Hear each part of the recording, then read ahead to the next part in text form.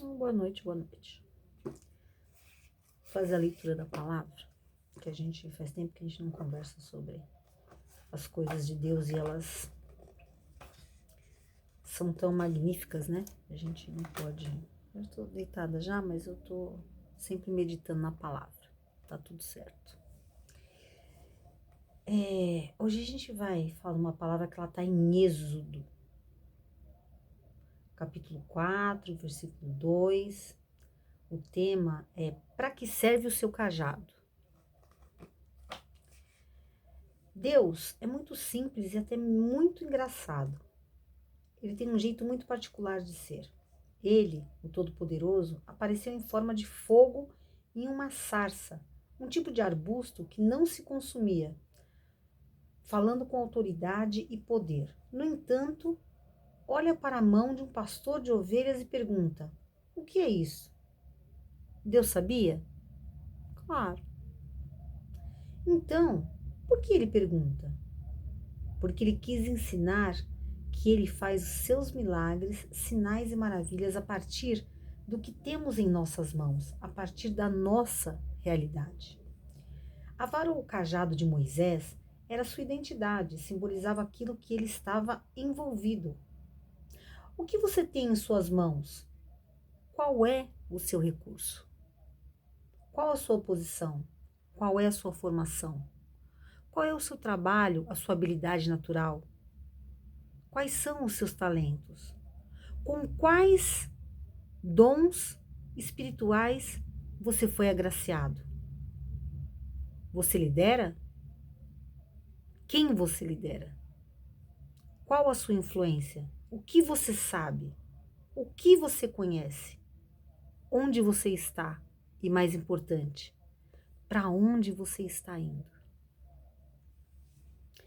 Meu irmão, irmã, você é o Moisés dos dias de hoje. Deus já o chamou, já te enviou um chamado e uma missão. Não espere ter condições perfeitas, dinheiro, tempo para empenhar-se na causa do reino. Olhe para suas mãos.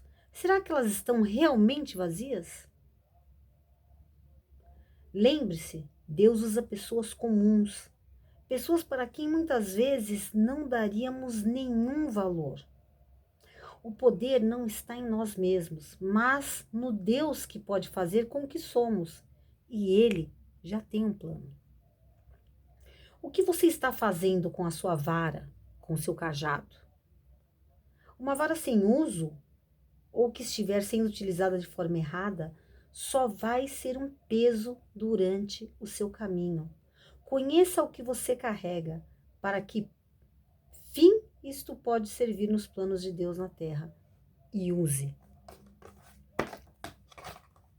Então, isso aí. É isso aí. Aí tem as anotações, né? Que a gente está sempre... Isso é muito interessante. A gente, às vezes, acha que a gente precisa de um momento propício para fazer, né? Quando eu tiver, quando eu puder, eu vou ajudar. Quando eu resolver o meu problema, quando eu não estiver doente, quando a minha situação familiar estiver resolvida, quando o meu trabalho me consumir menos, aí eu vou falar: ô Senhor, eis-me aqui. Mas é difícil a gente falar um eis-me aqui quando a gente tá no meio do olho do furacão. Quando você tá lá no meio do seu problema, no dia da depressão, da tristeza, do choro. É difícil, né? No dia que você tá ali pensando: puxa vida, como é que eu vou pagar essa conta? Como é que eu vou me levantar? Como é que... A gente não tem esse feeling, essa percepção, essa rapidez. A gente quer resolver o nosso. Sempre a gente age dessa forma. Porque o ser humano é assim. O ser humano, ele faz essas coisas. E assim, inconscientemente. Ele não faz conscientemente. Ele faz inconscientemente. Ele quer suprir a sua necessidade. Ele quer suprir o seu problema. ele acha que ele não tem nada que possa... o que eu tenho para oferecer para Deus? A gente se enxerga muito pequeno. A gente se enxerga de uma forma que Deus não nos enxerga. A gente se vê menor, a gente se vê incapacitado. Mas Deus derrama sobre as nossas vidas dons espirituais, ferramentas que a gente tem, armas, e que a gente não utiliza. A nossa inteligência, a nossa sabedoria, o nosso conhecimento, a nossa capacitação. E muitas vezes a gente não precisa ser capacitado, porque Deus nos capacita. Deus não escolhe os capacitados, mas Ele capacita os escolhidos. Essa é a diferença. Mas o que a gente quer? A gente quer estar pronto. A gente quer estar pronto. A gente quer falar assim, não, agora eu vou. Eu não posso, como é que eu vou ministrar a vida de uma pessoa, ajudar uma pessoa, orar por uma pessoa? Se a minha vida é cheia de pecado, se eu isso, se eu aquilo outro. Em primeiro lugar, busca se santificar. Busca se santificar. Deus, quando falou com Moisés, ali na sarça ardente ali, né? Porque Deus falou num arbusto ali, na sarça ardente, que era um fogo que não se consumia. Foi quando Deus falou a primeira vez com Moisés, e o que ele disse? Tire a sandália dos teus pés, porque o lugar que você está pisando é santo. Essa expressão, tire a sandália dos seus pés, fala sobre santidade. Trazendo para os dias de hoje, seja humilde, tire as sandálias dos teus pés, entre com humildade e santidade na minha presença. Olha que interessante. Empolguei e sentei. Vamos continuar. Essa passagem que eu acabei de falar, ela está exatamente no encontro do chamado de Moisés, né? Então, o Senhor viu que ele se aproximava para observar.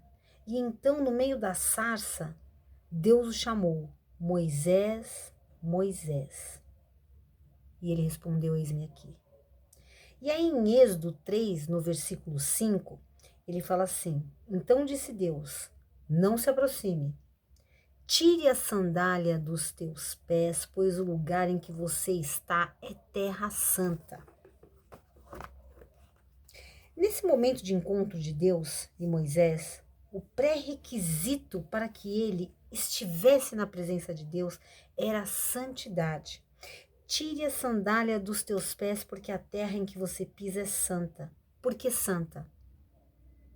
Por causa da manifestação da presença de Deus. Hoje o maior desafio para todos nós é manter a santidade diante de um mundo tão profano, tão incrédulo.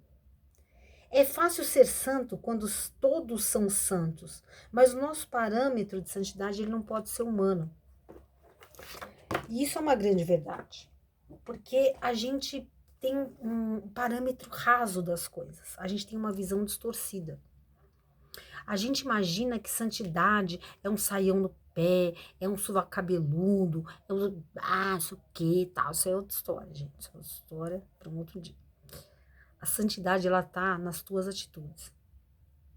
A santidade, ela tá no respeito, no temor que você tem a Deus. Você tem temor à palavra de Deus? Você tem temor à presença do Senhor? Você busca cada dia estar mais identificado com aquilo que Deus te chamou para fazer, porque você tem um chamado nessa terra. Quer você queira, quer você não queira. Quer você acredite ou não. Você tem uma missão a ser cumprida. Você tem aqui algo que Deus colocou nas tuas mãos. Você tem dons espirituais. Você não tem pouco, você tem muito. Mas a gente se apequena diante das situações. A gente vai se apequenando. Hoje eu tive um problema, puf. Amanhã, puf. E a gente vai acumulando dores. A gente vai acumulando tristezas. A gente vai acumulando uma malinha, aquela malinha, sabe, invisível, que cada um carrega a sua nas suas costas. E que a gente olha para a pessoa e muitas vezes a gente não sabe o que tem ali dentro. Aliás, a gente nunca sabe mesmo. Que cada um sabe o caminho que percorreu e como chegou até aqui. Mas Deus, ele sempre caminha conosco, porque ele é Deus Emanuel. Emanuel significa Deus conosco. Ele caminhou com você até aqui, ele te trouxe até esse lugar. Ele não mudou, ele é o mesmo Deus, porque ele não faria mais milagres, mais sinais? Porque ele não solucionaria esses problemas de hoje? Quem mudou foi eu e foi você, quem mudou foi a humanidade. Mas o plano de Deus é o resgate dessa humanidade. É o resgate dessa santidade, dessa missão. A gente tem que ter muito claro isso na nossa mente, porque muitas vezes a gente não entende o que é um propósito de Deus. A gente fala assim, aconteceu tal coisa, é propósito de Deus, é propósito de Deus. E a gente se acomoda em tudo que acontece de ruim, dizer que é propósito de Deus. Deus tem um propósito em todas as coisas. Então acontece a maior desgraça do mundo. E aí as pessoas consideram, tem um propósito, tem um propósito. Gente, o propósito de Deus é o resgate da humanidade. Sabe? Resgatar aquele homem que ele criou lá no Éden e se perdeu, e traiu, e enganou, e mentiu, sabe? E aí ele foi lá, Noé de novo, renovar minha aliança com o homem, resgatar, resgate do povo de Deus, do seu povo. Quem é o seu povo? São os filhos de Deus. Porque a gente precisa parar com essa balela de falar que toda criatura é criatura, todo mundo é filho de Deus. Não é todo mundo, não. Todos nós somos criaturas. Filhos são outras coisas, é outra coisa. Filho é quem adquiriu o direito de ser chamado de filho. Filho é quem o reconhece como pai. Esse é filho de Deus. Falar que todo mundo é filho de Deus é uma das maiores mentiras que existem na Terra. E é uma mentira que ela é tão repetida que parece que é verdade. E as pessoas acreditam nisso. Todo mundo é filho de Deus. Todos são criaturas de Deus. Criaturas de Deus. Os animaizinhos também são criaturas de Deus. Mas não são filhos. Filhos sou eu e você, que reconhecemos Deus como nosso Pai, Jesus como nosso irmão, o Espírito Santo como nosso intercessor. Nós somos filhos de Deus. Nós podemos clamar e falar, Paizinho querido, vem aqui e me ajuda. Paizinho querido, eu te amo. A gente precisa aprender uma coisa que é muito difícil. É muito difícil. E eu sempre falo isso aqui, é muito difícil. A gente confunde muito oração com pedido, com clamor. A gente não conversa outras coisas com Deus. No teu dia de alegria, no teu dia de vitória, no teu dia, o dia que você tá contente, o que você faz? Você sai para beber com os amigos? Ou você vai para sua casa e se alegra e agradece a Deus e...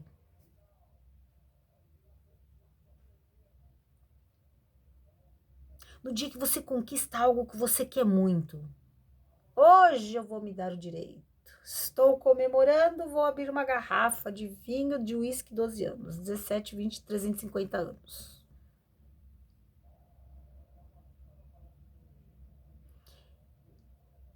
Por que na hora difícil Deus pode caminhar contigo e na hora da tua vitória você esquece dele?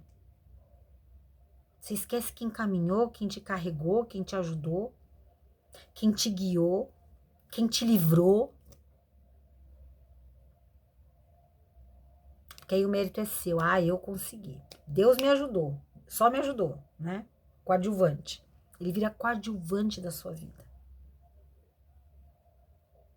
Ele é autor e consumador da nossa vida. O autor e consumador da vida. Ele escreveu os teus dias, ele sabe o dia que você ia nascer, o dia que você ia morrer, tudo que você ia passar, porque a nossa história já estava escrita por ele. Ele conhece todo o presente e o futuro. O tempo de Deus, já falamos sobre isso. É um tempo diferente do nosso. Nós temos o nosso tempo, que é o Cronos, cronológico. O tempo de Deus chama Kairos. Kairos é o tempo de Deus. E o Kairos de Deus, ele abrange presente, passado, futuro. Ele é muito maior do que isso que a gente vê aqui. Ele tem uma visão do todo. Você vê um pedacinho da sua vida, você vê um nada. E ele vê o todo.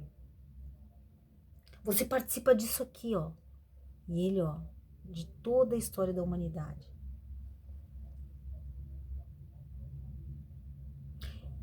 E aí, nas tuas vitórias, você se vangloria.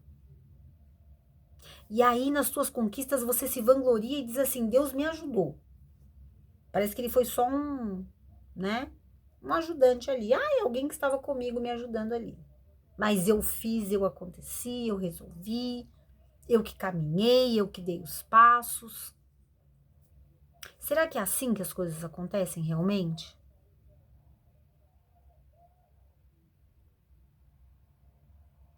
Então a gente tem que lembrar que Deus, ele nos coloca numa posição, né, em que a gente pode ser usado por ele com o que a gente tem. Eu não sei o que você tem para dar, mas você precisa se olhar, se observar, meditar, refletir. Será que Deus quer que eu fique aqui, assim, perdido nesse mundo? Quem sou, onde estou, de onde vim, para onde vim? Não. Não é isso. Não é assim. Tem propósito. A sua vida tem propósito. A sua vida tem um porquê, ela tem um motivo de ser. Deus não te criou para ficar perdido, sendo levado pro vento, lá pelo vento. Cada dia, se o vento sopra para um lado, você tá para um lado, se sopra para o outro, você tá para o outro. Você não é uma folha solta no vento. Você tem quem te guarda, quem te guia, quem te direciona, você tem. Até nos piores momentos. Até naqueles momentos que parece que não tem solução. Veja. Vamos lá em 1 Reis 17, 24? Vamos. Nossa, já abri certinho. E eu não tinha nem marcado, mas tudo bem. Obrigado aí. E aí, olha só, né? Velho Testamento ainda, um tempo em que Deus usava muito os profetas para falar com o povo. Deus falava ainda muito através dos profetas nesse tempo. Depois, Deus foi falando através de Jesus no Novo Testamento, mas aqui ainda falava através dos profetas. E aqui, em 1 Reis, no capítulo 17,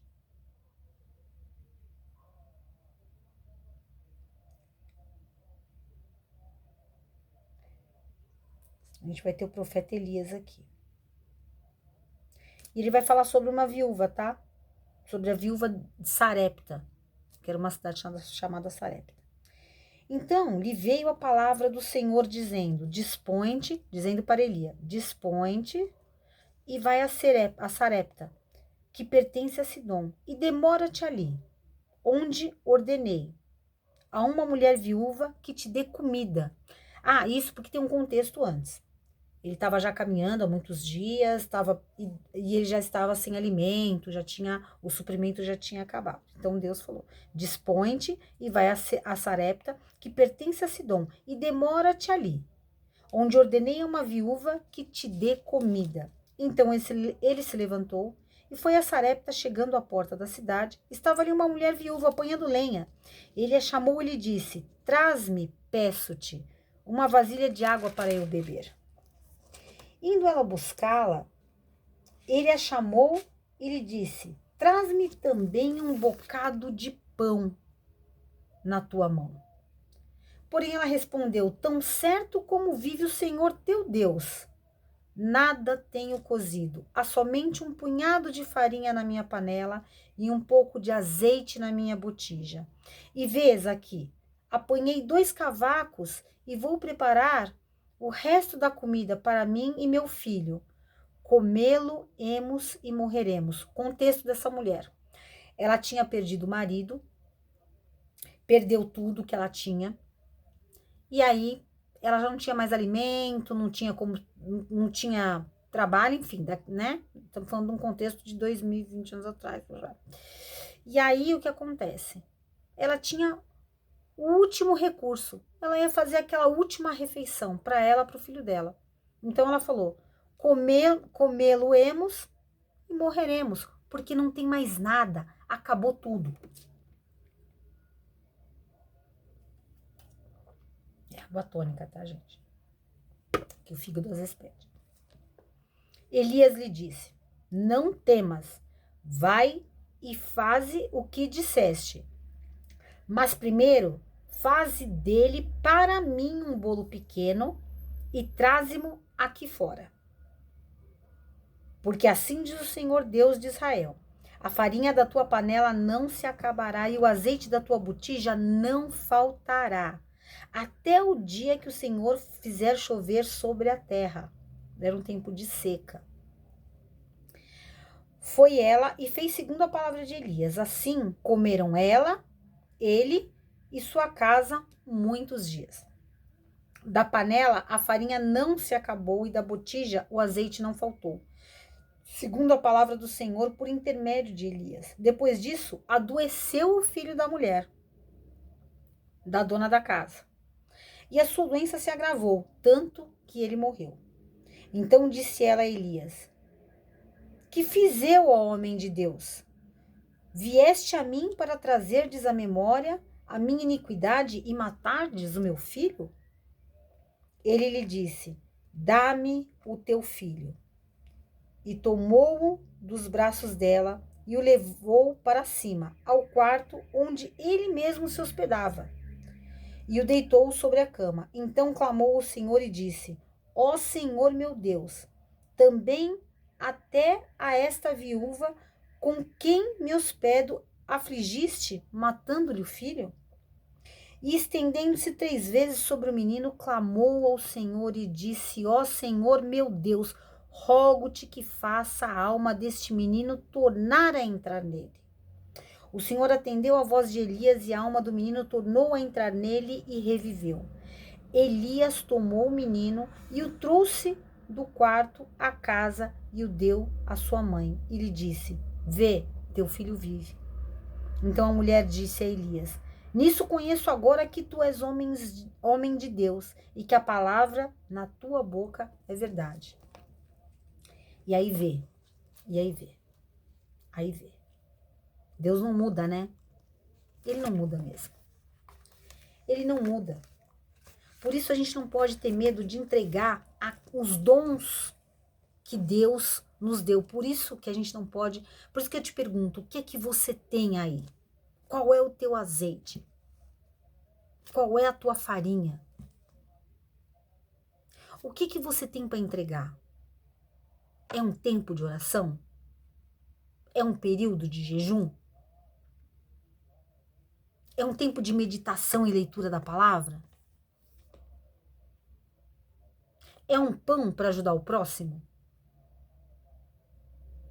É uma palavra de consolo para aquele que chora? É um sorriso para quem está triste? O que você tem? Qual é a sua farinha? Qual é o teu azeite? O mesmo Deus que fez o milagre, multiplicou o pão, a farinha daquela mulher, e eles comeram por muitos dias, é o mesmo Deus que ressuscitou o filho dela. E ela finaliza dizendo: então a mulher disse a Elias: nisto conheço agora que tu és homem de Deus, e a palavra do Senhor na tua boca é verdade. Porque você imagina, olha o contexto, é fácil. Você tá ali, perdeu tudo, né? Tá ali em situação de 0-0. Você não tem comida para você, para o teu filho. Tá no deserto.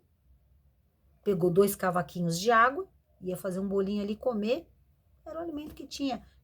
É aquela história do Senhor, obrigado por hoje, amanhã providencia, porque acabou, acabou.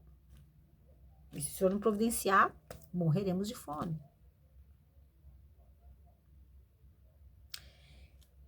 É fácil, dentro de um contexto desse, você pegar o único alimento que você tem e fazer primeiro para o profeta?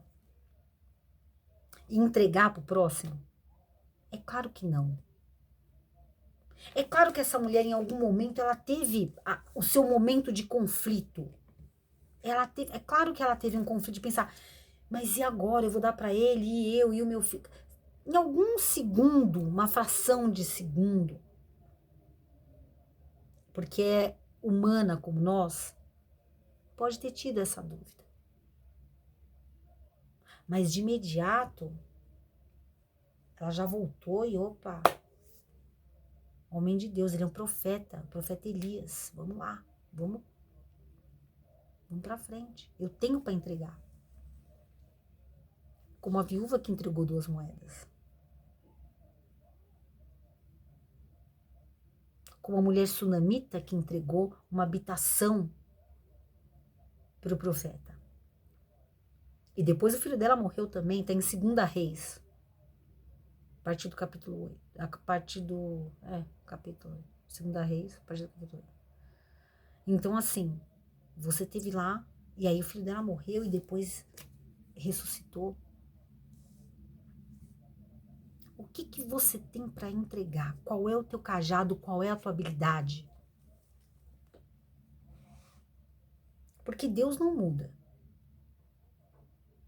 Então não tenha medo de colocar uma oferta que te custe na mão de Deus. Uma oferta de valor. Uma oferta de vida.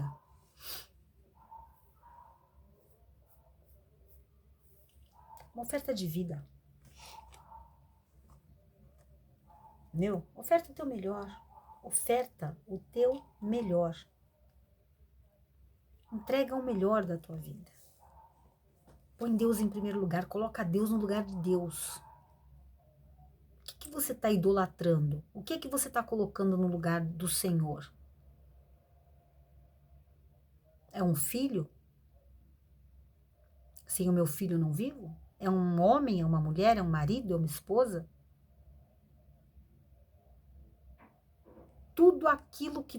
Nada na sua vida pode vir em primeiro lugar acima de Deus. Nada, nada, nada, não existe. Você não vive sem Deus. Sem as outras coisas você vive, você pode ter certeza disso absoluta.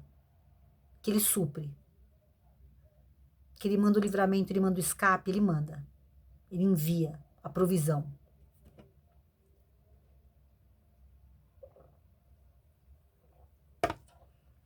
Nós damos poder para que as coisas e as pessoas determinem o que a gente pode, o que a gente não pode. Você deixa a sua conta bancária dizer o que você pode e o que você não pode. É a sua situação financeira que determina o que você pode. Você permite que a palavra de uma pessoa diga se você pode ou se você não pode. Se o fulano aprova, eu posso. Se o fulano não aprova, eu me sinto mal, então eu não faço. Você está dando idolatria, você está idolatrando e dando poder para que coisas, pessoas, situações coloque um limitador e diga o que você pode e o que você não pode. Gente, Moisés, pastor de ovelha, estava ali pastoreando as suas ovelhinhas do sogro dele ali, ó. Deus falou diretamente com ele, ó. Moisés, olha, sou eu. O grande eu sou. Sou eu, Deus, falando com você. Mas quem sou eu para ser usado por ti, Senhor? Sou pesado de língua. Pesado de língua é gago, né? Na tradução da época. Moisés era gago. Como é que ele ia liderar um povo e libertar um povo e falar? E Deus falou assim, eu só quero te enviar. Eu vou falar através de você. Eu, Deus, vou falar através da sua vida. Eu vou te usar. Deus apenas queria que Moisés dissesse sim. Só isso. Sim. Essa viúva, o que ela precisava? Sim. Dizer sim ao profeta de Deus. Porque a gente sempre espera a condição favorável para poder dizer sim. Se eu tiver para mim e tiver guardado e tiver sobrando, eu divido. Mas se eu não tenho para mim, por que eu vou dividir o meu pouco? Por que eu vou dividir um pão em dois e vou dar metade para outra pessoa? Não, eu vou guardar o meu pão. Eu vou comer o meu pão e se eu tiver um pão a mais, aí eu dou. Se eu não tiver a mais, eu não dou. Espírito de miséria. O nome disso é espírito de miséria. É achar que aquilo que você tem vai acabar. É não crer que Deus vai te suprir no dia seguinte. E que você tem que sentar em cima daquilo que você tem. Espírito de miséria, um espírito miserável, mesquinho. Então é importante esse tipo de meditação, por quê? E de reflexão. Porque a gente é muito bom em agradecer, tá tudo bem, e tomar o mérito, né? Porque a gente toma o mérito. Ai, obrigado, Deus me ajudou aí, ó, cheguei até aqui, pô, Deus me ajudou, mano. Mas me ajudou. Porque eu que fiz, eu que me movimentei, eu que isso, eu que aquilo. Não. Deus te trouxe até aqui. Deus fez acontecer as coisas na sua vida de tal forma que você chegasse onde você está.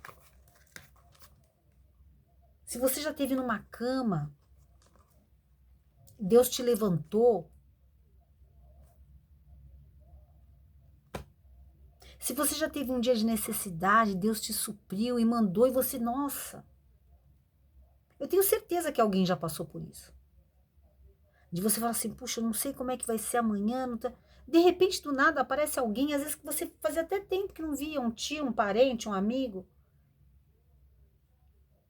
Nossa, eu tava pensando em você essa semana, tá tudo bem com você? E aí você se abre com aquela pessoa e aquela pessoa te ajuda. Você acha mesmo que é coincidência? Acha mesmo? É sério?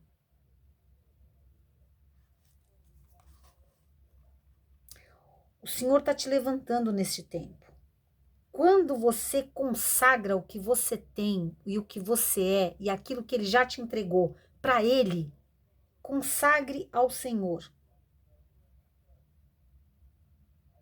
Ao contrário da lógica humana, o que fica com você vai multiplicar.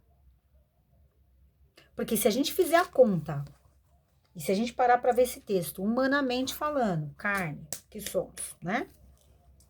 O que a gente enxerga aqui?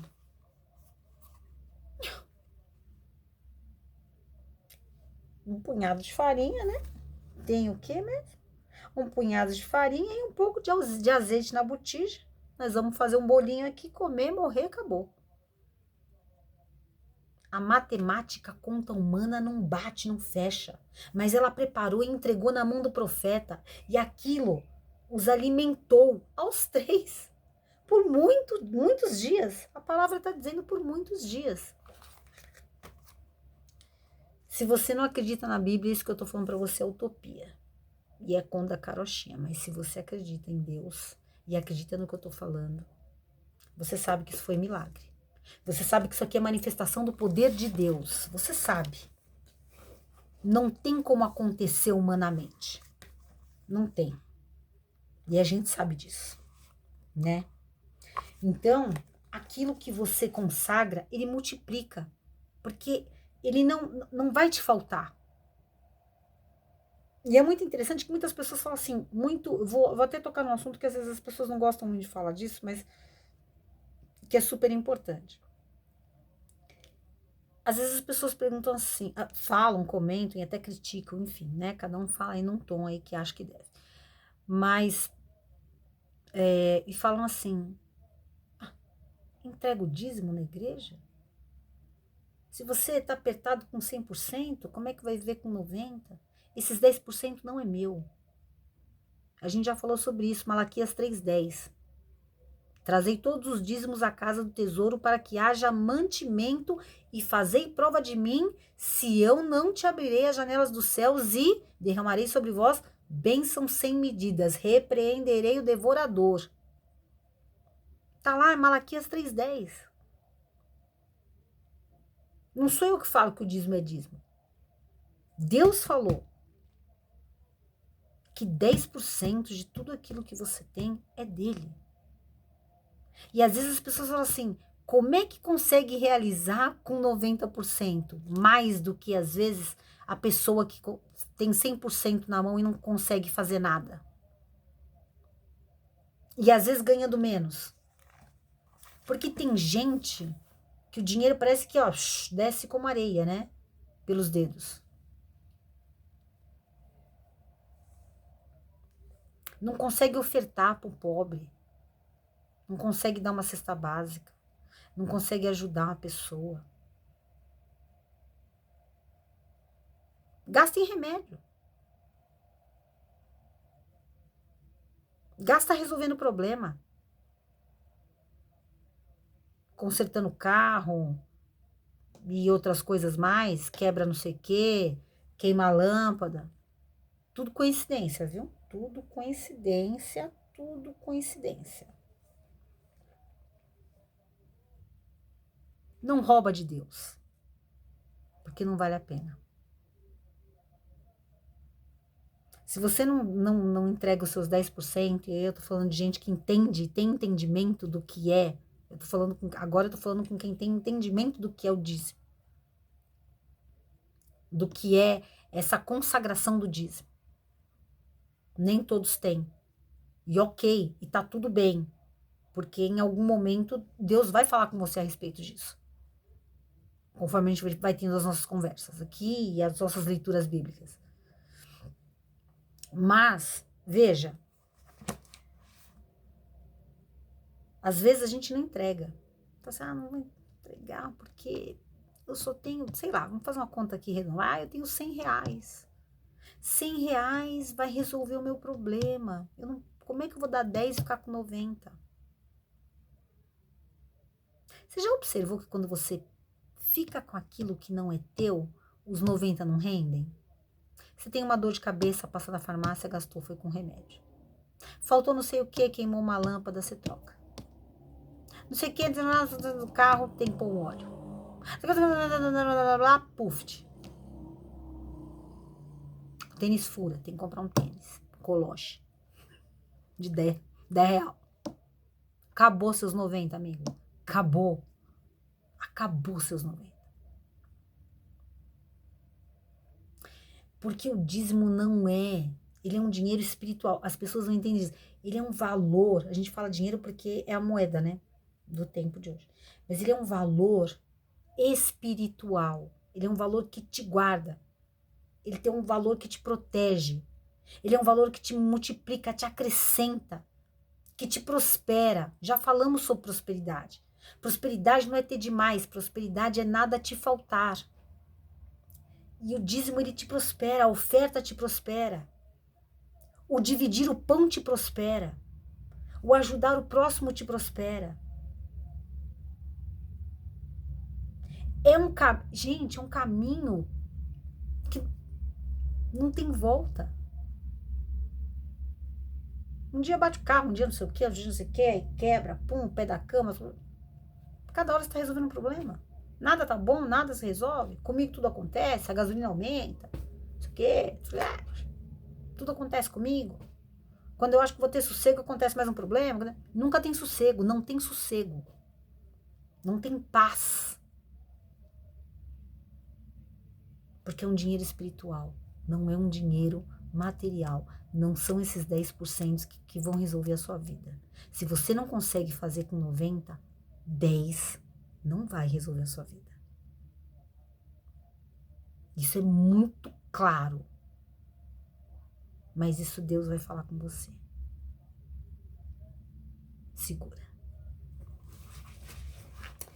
Então, assim, né? Essa história é muito interessante da viúva de Sarepta, porque ela vem muito ao encontro com a história de Moisés, né? A mesma coisa. O que você tem para fazer? O que você é? O que você tem para ofertar? Senhor, eu não posso ofertar nada, porque eu não sei nem falar. Oferta a tua vida. O que eu quero de você é comprometimento, é o seu sim. Deixa que eu falo através de você. O que eu quero de você é santidade. O que eu quero de você é que você me busque. É isso que Deus quer de nós. É isso que Ele busca.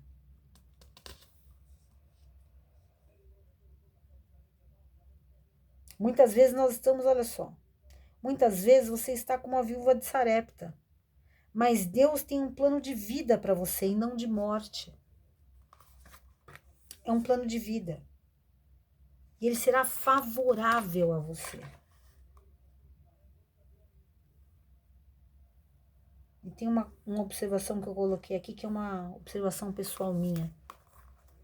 Domingo eu postei no meu Instagram, acho que algumas pessoas viram, que eu coloquei assim: se você tem um prato de comida, se você tem alimento na sua mesa e uma caminha aconchegante para deitar, num domingo de chuva, de friozinho, agradeça a Deus, porque você é muito abençoado. Mas eu coloquei uma observação aqui que eu escrevi assim: bom é poder sentar-se à mesa sabendo que já abençoamos os necessitados. Essa observação é minha. Eu me alegro quando eu sento na minha mesa para comer e eu como o que eu quero. Quando eu já sei que eu dei a minha oferta, que eu dei o meu tempo para Deus, que eu fiz o que eu pude para ajudar alguém que precisou. Essa é a melhor refeição do mundo. E ela pode ser um pão com ovo. É a melhor refeição do mundo. Sabendo que eu dividi aquilo que Deus me deu com alguém.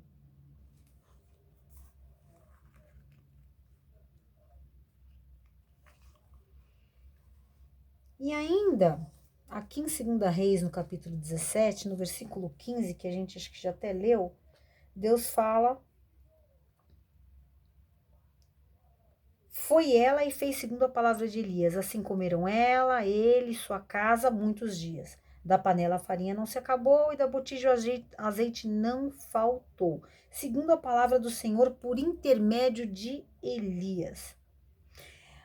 Aí, o filho dela morreu, foi ressuscitado e ela maravilhosamente reconheceu que a palavra de Deus era verdade na boca de Elias. E muitas vezes nós passamos por lutas que a gente não entende, né? Ela mesma em algum momento se perguntou aqui. Ela perguntou para o profeta Elias: que fiz eu, ó homem de Deus? Vieste a mim para trazeres à memória a minha iniquidade e matares o meu filho?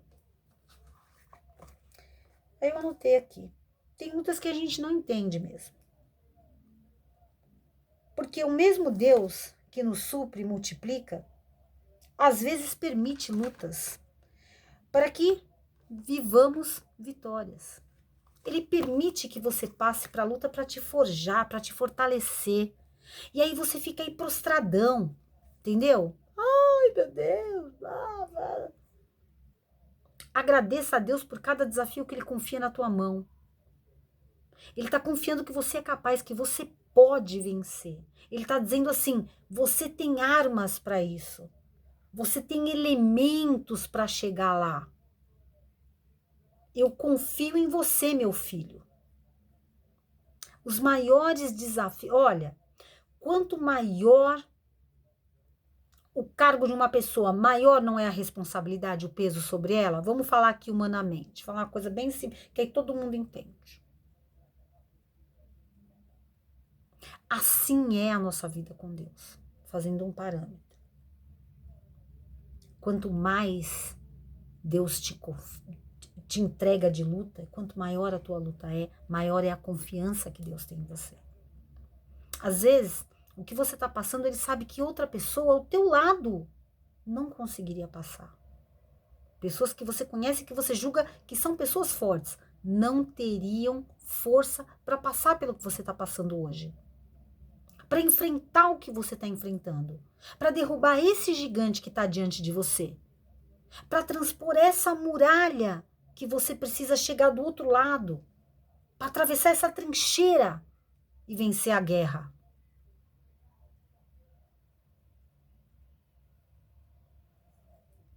Mas ele confiou em você. Sinta-se honrado com as coisas que Deus permite que você passe. Sinta-se honrado. Não sinta-se um coitado. Não fique com essa autopiedade, essa autoconsumieração. Ai, tudo acontece comigo. Ai, coitado de mim. Pobre de mim. Não.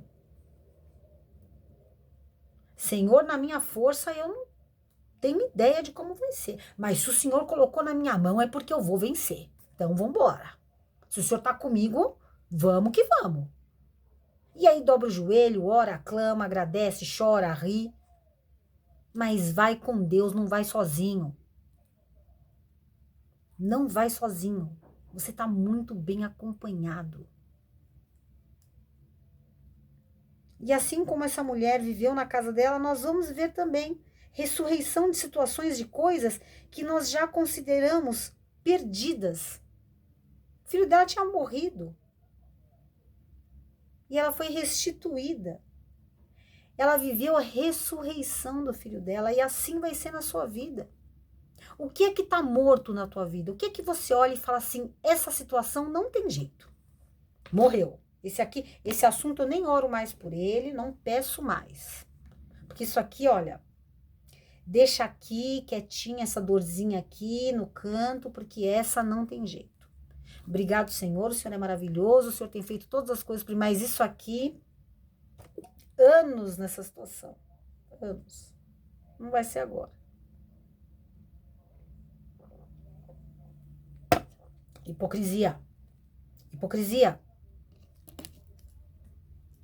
Se Deus pode fazer todas as outras coisas por você, por que uma luta, só porque ela está há muitos anos na sua vida, ela não pode ser motivo de vitória e de alegria na sua vida?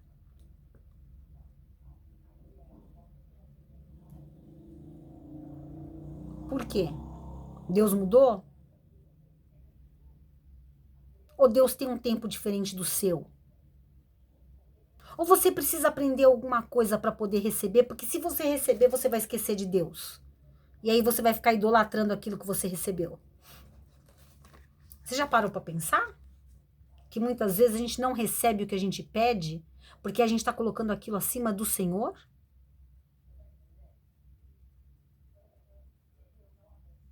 Muitas vezes a gente quer tanto uma coisa que a gente acaba colocando aquilo, idolatrando, aquilo vira um ídolo na nossa vida. Sabe a pessoa que quer um carro, sei lá, de luxo, enfim, uma coisa bem boba. E aí o dia que ela conquista, ela não tem nem tempo de ir na igreja, porque ela não quer nem que ninguém chegue perto do carro dela. Ela não tem tempo, porque ela fica ali encebando aquele carro de cera para brilhar. Ela quer espelhar no carro, ela quer que vira um espelho. Então ela passa o dia inteiro ali lavando, encerando, encebando e fazendo e acontecendo. E não tem tempo para orar, agradecer a Deus. Para de ter um tempo de qualidade com Deus porque quer ficar exibindo aquilo que é material. Você quer muito um casamento. Ah, eu quero casar, não quero morrer solteirona, sei lá. Coisas do tipo. Ou solteirão. E aí você consegue ter alguém, né? Deus te abençoa. Vai lá. Te dá um bom encontro. Você casa. Você idolatra aquela pessoa como se fosse Deus na sua vida. Parece que aquela pessoa salvou sua vida. E que ela vai te salvar no dia do juízo final. Aí você fica lá, sem você eu não vivo. Misericórdia, até medo, né? Você escutar uma pessoa falar isso, sem você eu não vivo. Você fala assim, não, sou Deus. Fui promovido aí no mundo espiritual. Sou Deus. Então isso assusta, porque a pessoa põe uma expectativa, um peso na sua mão. E isso é assustador. Ela deixa de colocar Deus no lugar que Deus tem que estar para colocar uma pessoa, um carro, um cargo.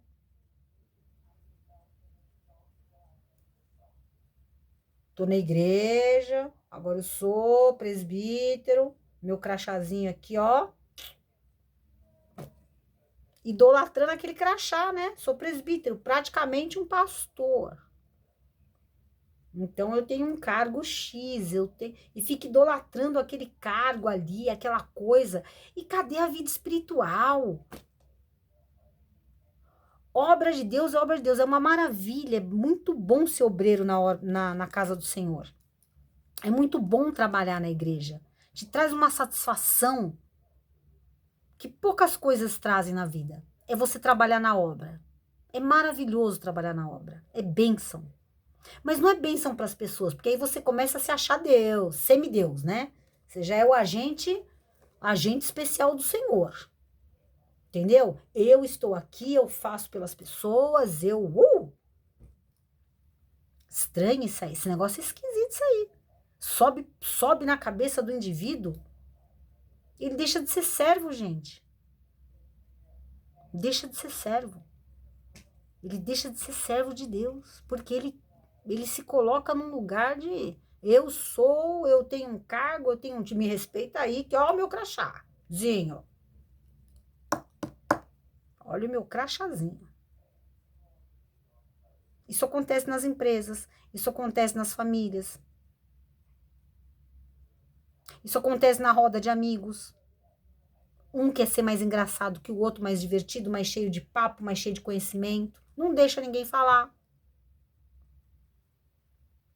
Se você falar assim, nossa, essa caneta aqui, gente, é Bic preta.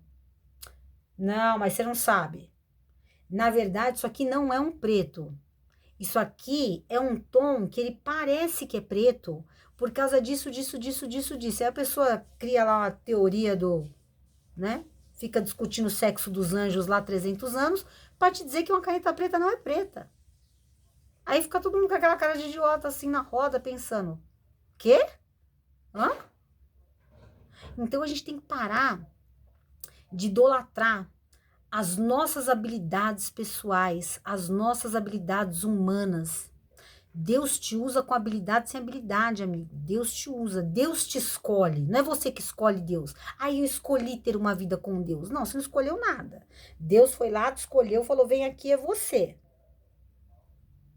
O que você escolheu é caminhar ou não com o Senhor, aceitar ou não o seu chamado. E aí arque com as suas consequências. Deus te chama, você não quer, não vai. Não tem problema nenhum. Faça a sua carreira solo aí, pague o seu preço no mundo. Viva para o mundo. Para as coisas carnais. E receba de volta o que o mundo e as coisas carnais têm para te trazer. Ou você pode escolher dizer sim para Deus. E viver das coisas espirituais, do alimento espiritual, da alegria que vem de Deus, paz que excede todo entendimento. Não tem dinheiro que possa te dar paz. Não tem amigo que possa te dar paz, não tem carro, não tem casa, não tem nada material. Não existe cargo, segurança, estabilidade, não existe nada disso pode te dar paz. Isso pode dar conforto, isso pode dar outras coisas. Você pode deitar num sofá, como é que chama? Como é que chama o negócio de dormir, cara? Você pode deitar num lençol de 850 mil fios, chorar. Pode chorar em Paris, mas vai chorar. Pode chorar olhando para o Central Park em Nova York, mas vai chorar. Aonde você for, a sua luta vai com você. Vou mudar de país, de cidade, começar do zero, vai junto com você, porque tá dentro de você. Você pode ter $1 milhão na sua conta. E você pode estar no lugar mais lindo, nos vinhedos da Itália. Você pode estar onde você quiser. O que está dentro de você vai junto com você. Você vai estar vazio e triste em qualquer lugar. Buscando sempre alegria nas coisas terrenas.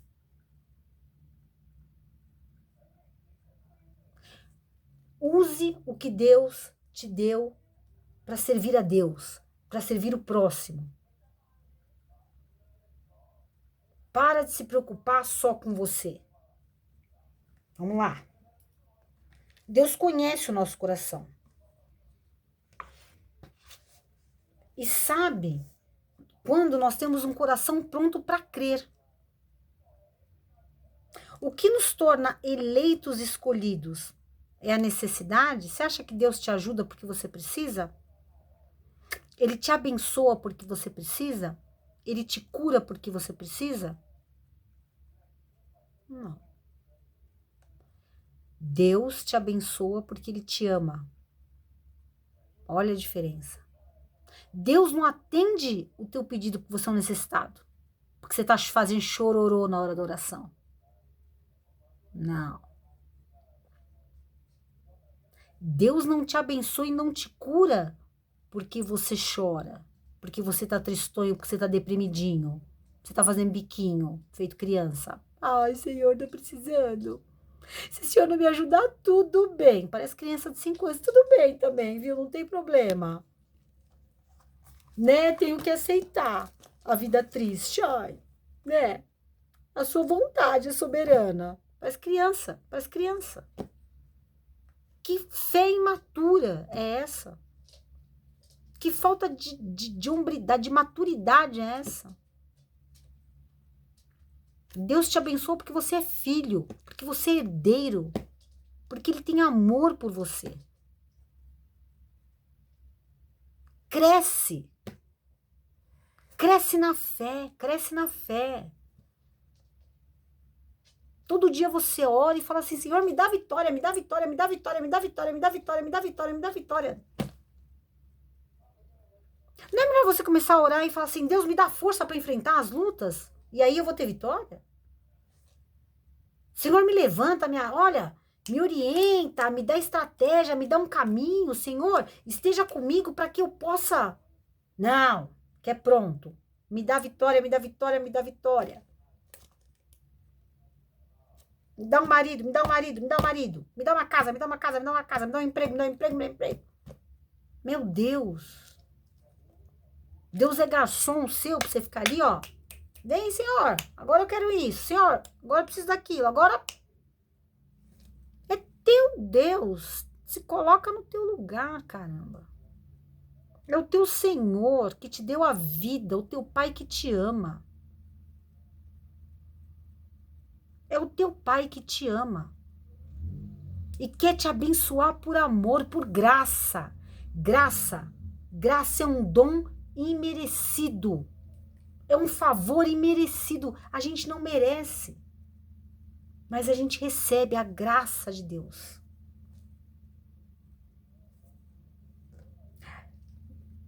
A gente precisa ser inteligente, sabe? A gente precisa ter uma inteligência emocional para as coisas. Eu sempre falo isso, inteligência emocional. A gente, sabe, tem que sempre... Se você não quer crer, não creia, mas seja inteligente. É só, né, ligar lá com crer, você já vai saber que tá batendo o que a gente tá falando, tá batendo o que tá rolando.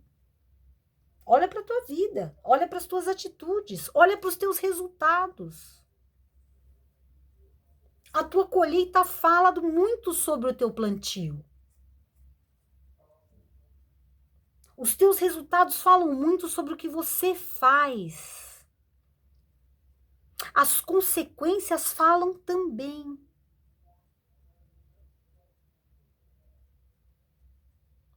Né? O que está te guiando? É um diagnóstico? O que está te guiando?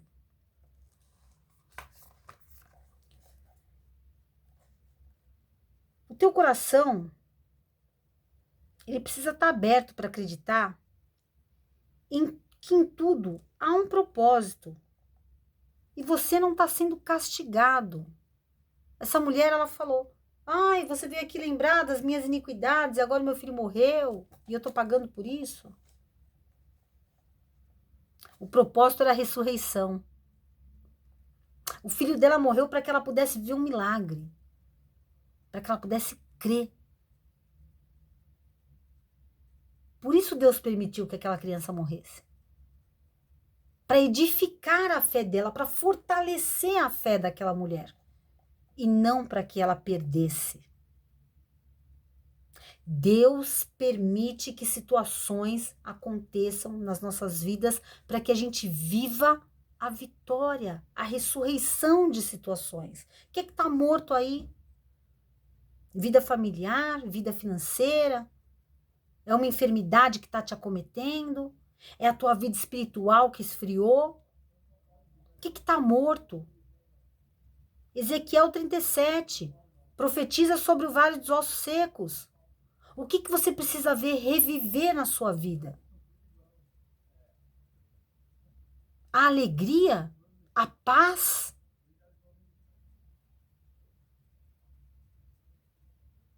Então Deus às vezes permite mesmo que as coisas aconteçam. E não é porque a gente fez alguma coisa errada. Porque a gente quer sempre procurar uma muleta. Pra gente e quer apontar o dedo pro outro. Quando acontece alguma coisa comigo, é porque Deus permitiu, é vontade de Deus, é o propósito do Senhor, eu tenho que aceitar. Ó que muleta boa, hein? Propósito de Deus, vontade do Senhor. Muleta bacana, hein? Mas quando é o outro, que acontece alguma coisa, tem que ver, né? O que a pessoa fez, né? Por que isso está acontecendo com ela, qual que é a atitude que ela tomou. O outro é castigado, mas a luta na minha vida é propósito de Deus. Hipocrisia, de novo, hipocrisia. Hipocrisia. Porque a palavra diz que na medida que a gente mede, a gente é medido.